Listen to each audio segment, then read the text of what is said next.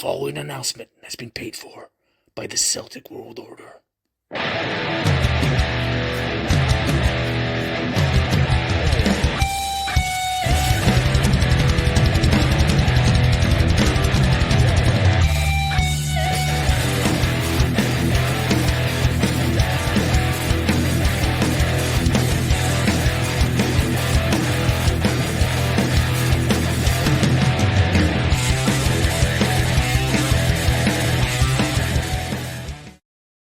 Hello there, welcome back to Celtic World Order.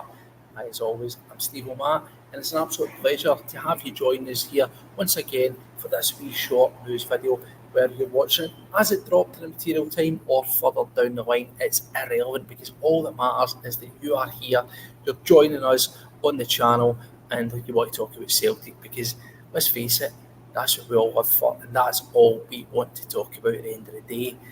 If you're new to the channel, then welcome, but if you are already a familiar face and a subscriber, then thank you for your returning custom, if you will, because the channel has grown, the community has grown, and it's thanks to every single one of you out there who have taken the time to watch the content, to like it, and of course to share.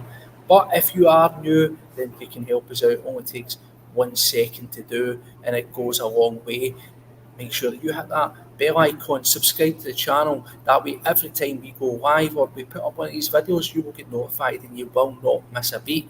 If you like me see, you like me hear, then it goes without saying. Make sure you get that wee thumbs up. And if you want to go one step further, go a wee bit crazy, you can share our content. It just helps with that wee fabled YouTube algorithm. It gets more people in here and it helps grow the community. If you want to connect with ourselves elsewhere, then we're on social media. We're on X at CWPod1888. Also on there, you'll find myself, Paddy, Josh, anybody that joins us on the show, their personal handles there as well. If you want to listen to our garbage chat out with the confines of Celtic World Order. And last but not least, the channel is also on old school Facebook at Celtic World Order Podcast. That's the wee bit of housekeeping, if you will. As I say, welcome back. I am ahead of time just to let you know this is a pre-recorded video, because for you who are familiar with the channel and been following ourselves, you'll know that I am currently in New York. I'm in Manhattan at the moment, and the time here is actually 12:25, which makes it 5:25 in the morning back in the UK. But as I said on the last video I put up, despite it being the city that never sleeps, Celtic World Order never sleeps also. And if there's something worth talking about, we will be making sure that we're putting out some sort of content to address it. Paddy's still away working, Josh's son himself. I'm on holiday as well, but I've got a laptop, I've got the setup, ever the consummate professional, if you will, and we're here to talk about it. So, as the title said, you might have seen the video I done the other day about the speculation, if you will, and we're talking about Kasper Schmeichel. That maybe got a few fans rolling their eyes, maybe weren't too impressed, weren't too happy. But finally, it looks as if Celtic are getting their backside into gear. Now, admittedly, very much more is still required, but it is a start, and it would look to be at least a decent start, because there is 2 targets that have been named, and there's also been a couple of developments, if you will, on some of the other players who we expected to be in by now. So let's just cover it. Let's get down to business, as they say, because as we know, Joe Hart left a couple of months ago, left a big hole in the squad. That number 1 position needed to be filled. Obviously, in pre-season, we've seen a wee bit of Olawemi, we've seen some of the other younger guys get rotated in, and we've seen the Baniac. But let's face it, none of them are going to cut the mustard when it comes to being a first choice in not only a domestic season on all 3 fronts, but also the new look 8-match Champions League setup. We were crying out for experience, we were crying out for a top goalkeeper, and yes, we have Kasper Schmeichel, who almost is a stick-on. That is, I'm led to believe, all but pretty much done, and that is anticipated to be actually announced just a day or 2 prior to us leaving to the States. In classic Celtic fashion, of course, left to the very last minute. But if we think about it, when he was at the Euros with Denmark, it probably makes sense that it is this far down the line. But it would have been nice to know ahead of time if that really was the intention. As I says, that maybe got a few fans thinking, typical Celtic, it's being lazy, it's being cheap. But as I said on the video the other day, if we look at it and we take age and treat it as just a number, treat age on a merit player-by-player basis, I genuinely believe that for at least next season, or this upcoming season, shall I say, that Kasper Schmeichel will be a more than capable, top quality goalkeeper, that we would still see the best out of for that one season. Of course, the offer on the table is one season with the option of another. And people are thinking, what's happening with the future planning? Well, we're going to get round to that, because there is a name that has emerged and it seems to tick the boxes in terms of relative experience, but still a number 2 in the shortcoming. As I had said previously, that's what I wanted to see. If we were going to get Schmeichel in as our number 1, I wanted to see someone who could be nurtured, developed, and making that step up as and when Schmeichel leaves, whether that's after that one season or whether it's after the 2. But the important thing was getting someone in that the managers identified, that the club have identified, that they see as being better than Bain and better than Siegrist. Now, on Siegrist, actually, if you don't follow your social medias and all that kind of nonsense, it actually broke. I say broke. It was, as usual, it was something who knows him that threw out a wee tidbit there, put a wee story, and it pretty much all but seals the fact, as we expected, that Benjamin Siegrist is going to go. Now, we obviously heard him doing his strange chat where he was quoted as saying something along the lines of, I will leave and I will never come back to that club or that country. Basically, he threw his toys at the palm, didn't he? He showed that he was unhappy and desperate to leave, and he was quoted in the media as doing that. Foreign media, of course, but irrelevant. That always works its way back, as we know. And he's not featured, he's not been in the squads, he's not been in the pre-season stuff, all but gone, as I say. But it was actually his barber that put out a picture, and it was a signed shirt, a personalised signed shirt from Siegrist to him, towards the effect of, thank you very much for all your service during my time, all the best. And your man put it out with, one of my great customers, etc., etc. I wish you all the best in the future. So that pretty much is one of those, roundabout ways where we find out he's definitely going. Personally, some folk will think he should have been given more chance, more opportunity. That remains to be seen. For me, I wasn't massively sold on him, if I'm perfectly honest, but that's another story. That's another topic for another day. So, who's going to fill that void? Well, as we said, it's going to be Schmeichel in that number 1 position. It would definitely appear. The Baniac's still going to be cutting about. He must be some DJ, he must be some dunt in the dressing room, because he will be getting kept about. But the number 2 position is a Viljami Sinisalo. Hopefully I've said that correctly. He's a 22-year-old Finnish international goalkeeper who's on the books at Villa. Now, what's interesting about him is we talk about profile, we talk about potential, working on possibly coming a number 1, but as we know with Celtic, does it have a future set on? Well, yes, of course it does. At 22 years of age, he very much fits that profile that Celtic have been synonymous with in the past sort of 5-6+ seasons, where it's all about getting in someone that they can work, they can build up, they can get a couple of seasons out of, and hopefully sell on further down the line. So he's at Villa at the moment. Admittedly, as we all know, not much action time for Villa, but that's to be expected. He is 22 years of age. Now, his previous experience has been, last season he was out on loan at Exeter City, where he played a full 55 times for them in League One in England. Prior to that, some people might know him from the Championship when he was a wee bit younger, where he was at Ayr down there, and he's been at Villa at various sort of facets of their teams, the under-18s, the under-21s.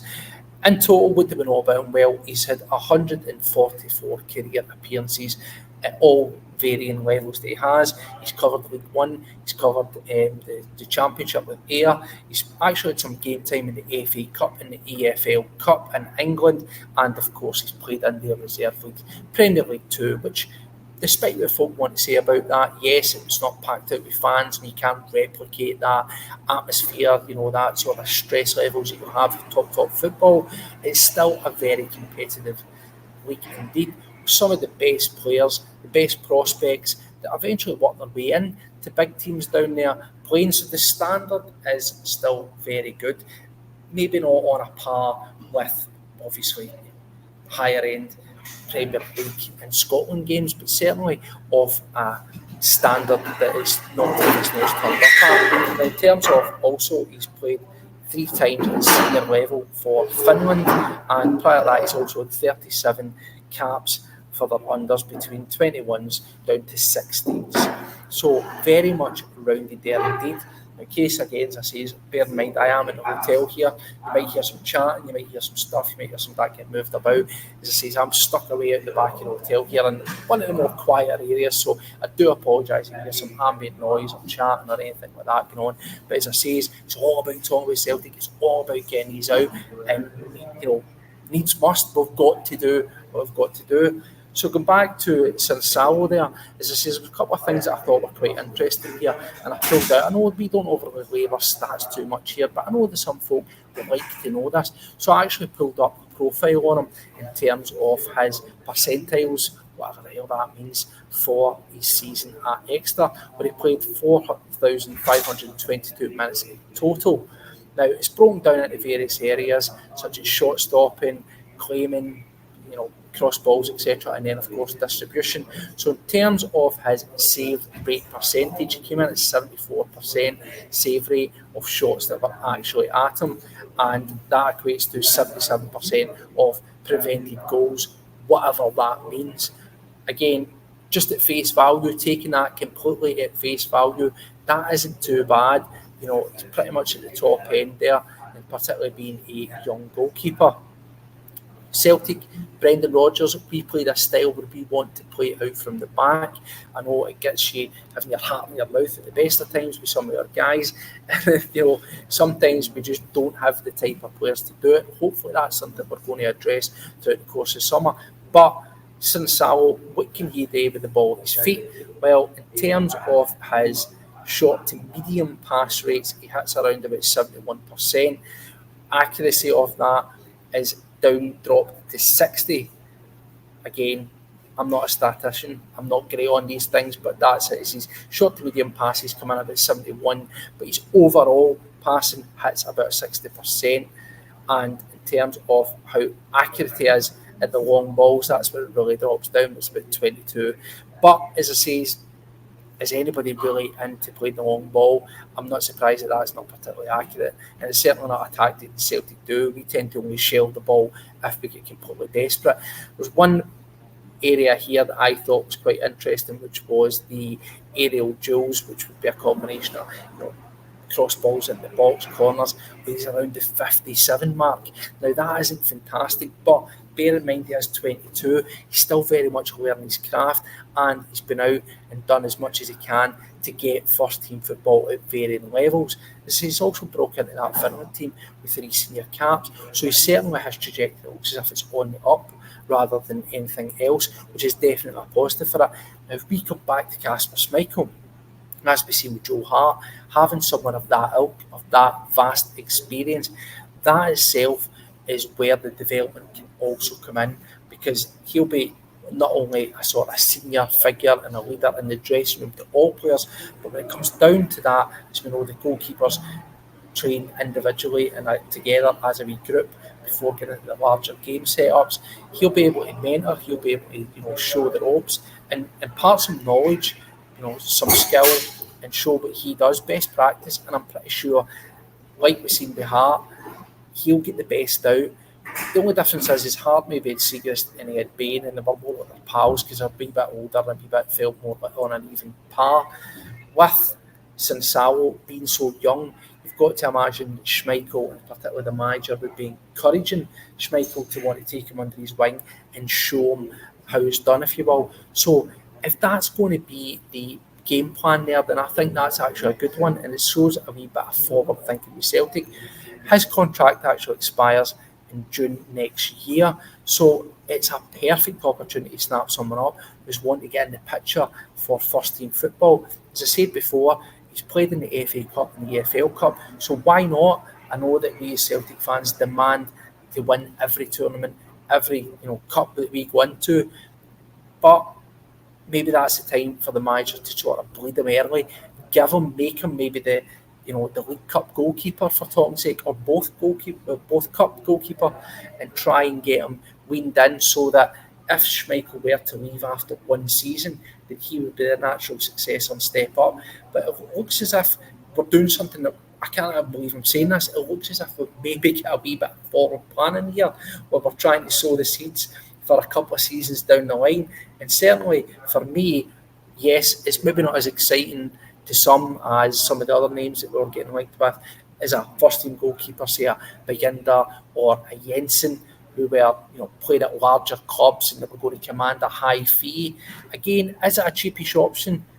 Yeah, it probably is, because he's got such a short period left in his contract. But at the same time, could also be a very shrewd piece of business where you're actually stealing away someone who has great levels of potential for next to nothing, just because they want to be part of something and get a gateway. There's that word again, because we can't do it with our youth, but get a gateway into first team football. And certainly, if it's a Brendan Rodgers identified signing, then we've got to look at that at face value and think the manager obviously sees something there. So that was the first wee bit of news there. The second was, and again, this came out of nowhere because we've been crying out, haven't we? We've been worrying about Bernardo, we've been worrying about Idah, we've been saying, we need a left back and this and that. But another name is a left winger that Celtic are apparently very, very strongly interested in, and that is Belgian under-21 left-hand sided winger, Michel Ange Balikwisha. Hopefully I have said that right, who's currently applying his trade at Royal Antwerp in Belgium.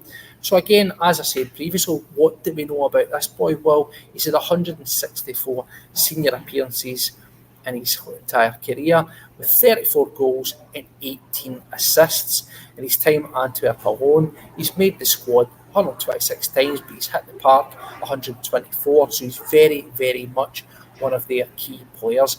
And in that time, he's also converted 25 goals coming out from the left-hand side, which again is pretty damn good returns as far as I'd say for a winger. That's what we've been wanting. That's what we became a wee bit used to, is players all over the pitch really pitching in and scoring goals. Maeda, for everything he is, as I've said time and time again, Maeda is a tool on the left wing. He's not a Jota. He's not going to score you massive goals. He's not going to give you a great delivery. But he has that versatility where he can be moved across the pitch.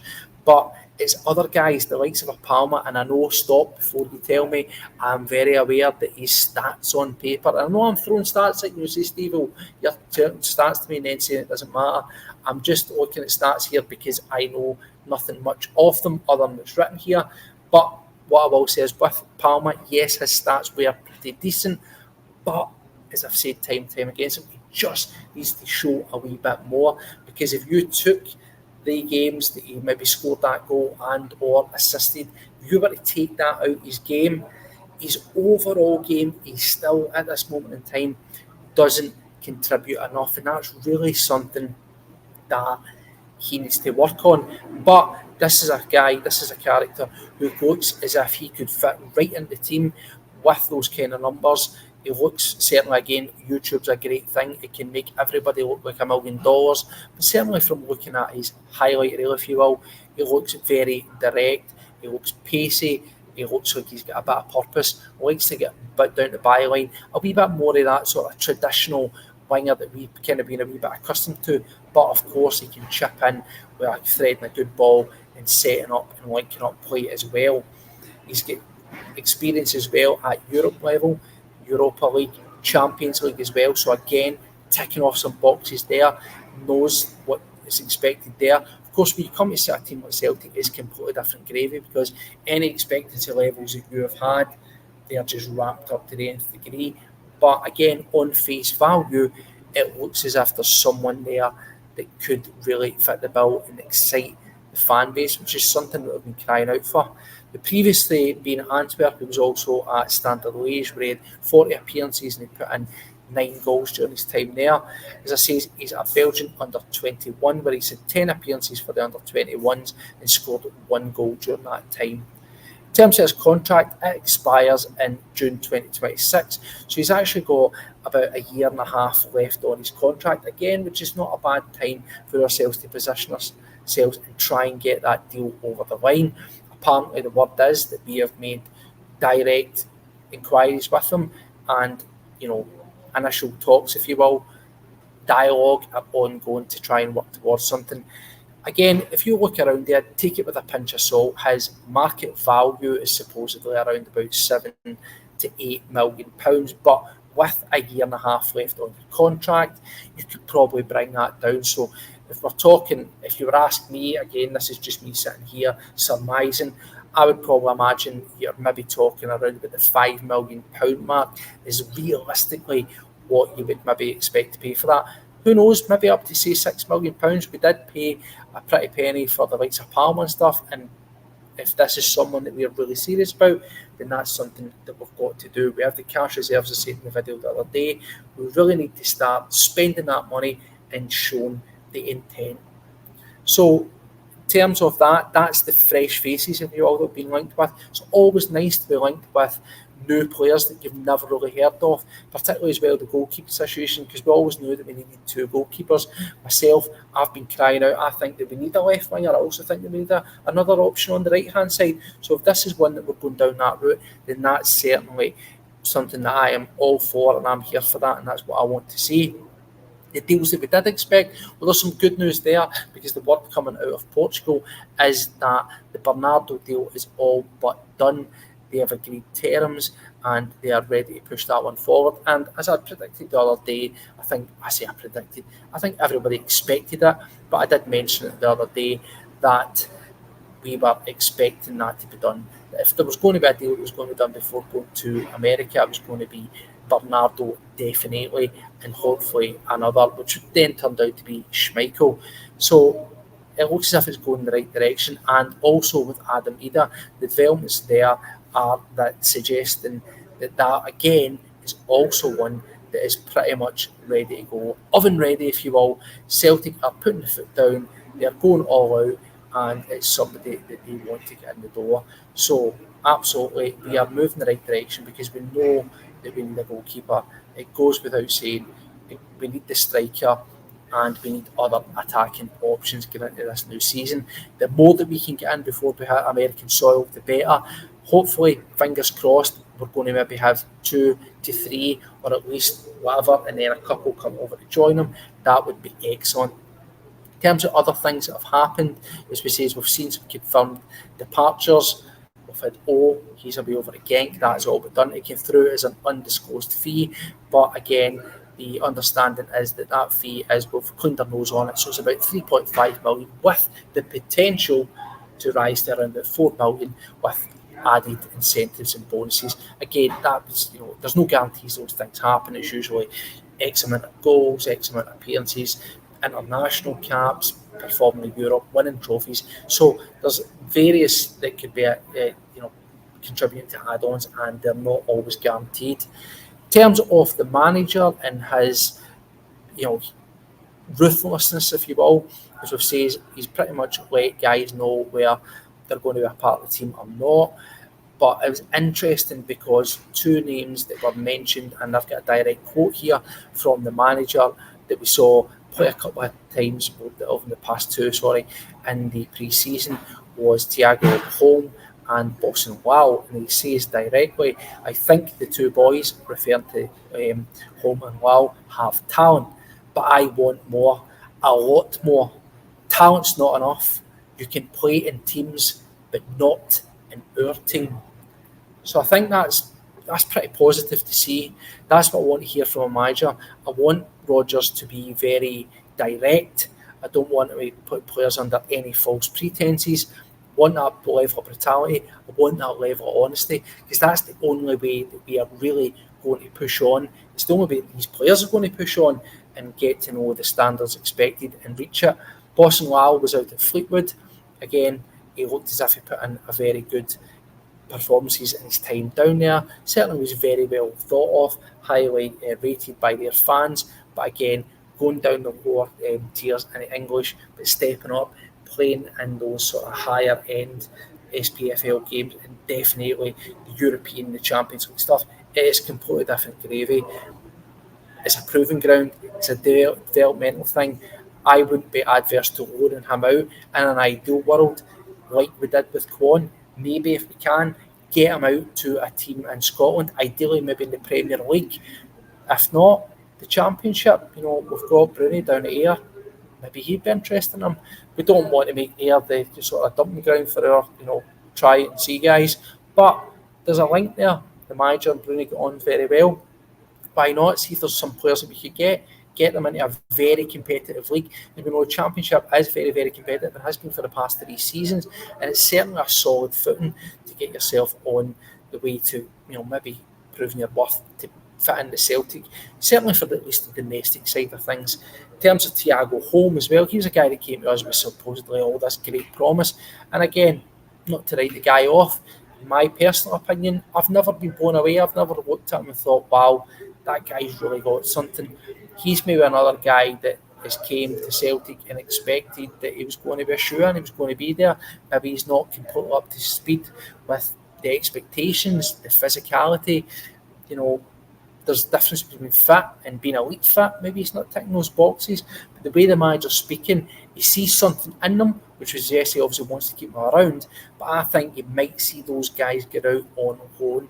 And certainly I would be all for that, because we've seen it before, as I said, guys like Christie get out on loan, guys like Christopher Idah, they had some good loan periods and they came back a far better player and they were able to actually contribute. So that's something that I would be all for doing if that was the option.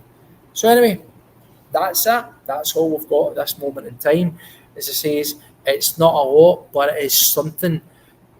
Looks as if we're getting the Bernardo and Idah nearing them close. As we say, is the one with Casper Schmeichel. That's pretty much a stick on. Looks as if it's all but done. But what's interesting is the Sinisalo and the Balikwisha. If we could get one or certainly I want both of them, but if we could at least get some of the one or both in an earlier sort of period, that would be ideal. We're coming so close. We're only about just over 2 weeks before the first game of the season. You realistically want some players in the door, particularly if they're going to be players that you actually are going to have featuring in the first team squad. The sooner you can get them in, the better, so they can hit the ground running. In fact, the last thing that came out was actually around Matt O'Reilly. Now, this is the one that's going to be kicking on for ages and ages and ages. And I think we're just going to have to, cross our toes, our fingers and everything else and hope that this one just rides out. But as I said the other day on it, I hope that if we are, I don't want Celtic to sell him. I just don't. But at the same time, I know how these things work. And I think if you're ever going to bet on one player to go, it's probably going to be him. There's been various teams that have been interested in him, and the latest appears to be Juventus. There was actually quite interesting about this one, as is Juventus initially were wanting to go after a player from Atalanta, which was Cooper Miners, and again, hopefully I have said that right, but they wanted to go for him and they were priced out of it. Now, Atalanta's interest in O'Reilly was based on the notion that Juventus were going to take this player off them, but they've been priced out of that move. So Juventus have pivoted, it would appear, and they are now looking at the player that Atalanta wanted to buy as a replacement for somebody who thought they were going to sell to Juve. Now, what does that mean? Well, nothing at the moment other than it's just a possible bit of interest. It's been reported in the Italian press that they have made an actual conversation. They've approached Celtic and inquired about his availability and price, but it just makes you wonder. I've not been able to find anything with regards to what they were hoping to buy the chap from Atalanta for. But if they've been priced out yet, does that maybe suggest that they're hoping that they're going to get a cheapo, that they're going to get a wee cheap deal here? Because certainly that's not going to be the case. Atalanta came in with apparently around £15 million, and that was laughed out the door. Now, if Juve are serious about it, then they would surely know that was the case, which would then potentially suggest, if they knew that Celtic knocked back 15 from them, they'd have to go in with something higher. So, again, at this moment in time, it's just early stage stuff, nothing concrete other than a confirmation, a conversation has been had. They've inquired, they've asked a question. as I say, I don't want this one to labour on. I don't want it to get down the line, down the line, down the line. And I also don't want Bernardo to be seen as being the answer, the replacement, because Bernardo is not the replacement. They are two different players, but also as well, you would still be one player down. Because remember, we're three down at the moment: Idah, Bernardo, and Joe Hart. Bringing one of them in doesn't mean it offsets selling someone. So we need to be mindful of that. Celtic fans sometimes can let ourselves, or certainly I don't, I'm always a realist here, but some can get their eyes blinded, and they can get a wool pulled over their eyes by, we're getting three players, and you've lost him, and before you know it, you've posted a massive profit whilst not really spending too much, and that's certainly not something that we want to be doing. So anyway, that is all we've got for the time being. As I say, still away, but see if something happens. Another one of these ultra late nights for me, because it's now 1 o'clock in the morning. These videos will be getting recorded as and when anything comes out, because it's all about the Celtic World Order. And if we can talk about anything that's going to get us excited, any tangible news, we will be here to do it. So listen, I'm going to get myself up the stairs, going to finish off this beer here, and then get some kit. But until the next time, thanks again for taking the time to watch yourselves here. Whatever you're doing yourselves, take care, and until then, hail, hail. See you all later.